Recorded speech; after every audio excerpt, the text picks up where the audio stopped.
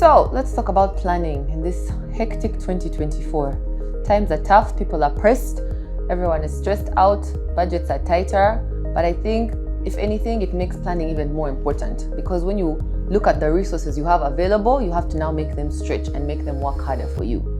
The first thing I always tell people is learn to write things down. We all overestimate what our minds can hold these days, and we're so distracted, our attention is really cut down. So write things down. Write down what's the most important thing I need to do this week, or what are the 3 important tasks I have to achieve today.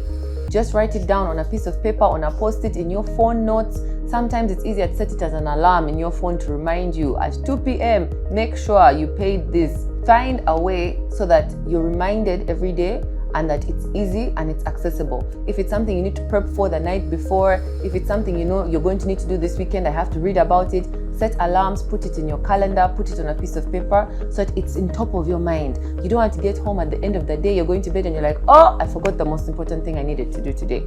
I think that's the first step, and it helps you to have clarity so that you're able to achieve what you need to achieve. And then I think it's important also to think longer term. We plan in short term, 1 day, 3 days, 1 week, because it's hard to plan long term because you don't know what's going to come in or what's going to change.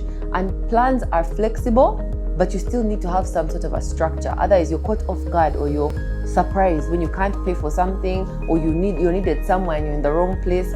I always think we overestimate the amount of tasks we can do. But if you plan them and you're sensible about it, say, okay, I need to do these 10 things in the next month. Fine. Which are the most important 5? Warren Buffett says, he asks someone, what are the top 20 things you want to achieve in your life? And he gets the guy to write them all down. Then he says, now look at those top 5, eliminate all the rest. Just let go of them. You're not going to be able to do everything you want in life. Look at the top 5, prioritize them, focus and execute them. Then you'll have a happy life. You'll feel satisfied you've done something. But if you're trying to do too many things, you're not going to achieve anything. So focus is one of the things. Once you start to write things down, you start to have clarity. Sometimes I look at my old notebooks and I can see all the lists and plans and goals and tasks and things that I used to have. And I can see, how have I changed? Have I achieved those things? Did I focus? Did I prioritize? Is it still on my to-do list 4 years later? So writing down helps you have that clarity so that you can now focus. If you know these are the top 3 things I need to do this week, every day they're there on your post-it, sitting on your computer or your mirror on your phone, and you're just seeing them all the time. It reminds you. Sometimes I'll have the same thing there for a month even, but I need to see it every day to remind myself I need to work towards this, I need to work towards this, I need to work towards this. So at least I make some progress this month. I do one of the tasks. I go to the gym once this week. So it helps you to focus on those different things. And then once you're able to focus, then you can do what's called deep work, where you're going in depth about it, you're handling it well. Because the other challenge of being scattered and all over the place, you're doing a bit everywhere, but you're not sitting quietly, no distractions to actually get it done once properly. When you do things half all the time, you end up spending more time on them because you're going to have to fix your errors, add the people you forgot last time, change this, I need to do this research. So once you practice your skills of planning, you'll start to see those things better.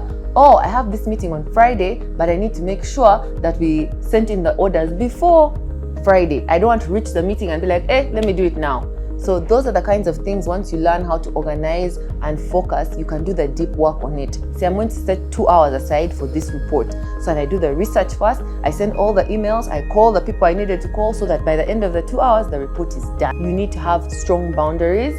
Maybe put a timer on your phone, switch off your notifications. I saw during COVID, people used to stick a paper on their door to tell their kids don't enter, I'm in a meeting. So do what you need to do. Tell your colleagues I'm not available for this 1 hour. Find the time where you can focus and get into it very well without distractions, because then you won't have to do it again. Rather than doing 30 minutes, 5 times in the month, you sat for 2 hours, you handled it, you're happy with the quality at the end, submit.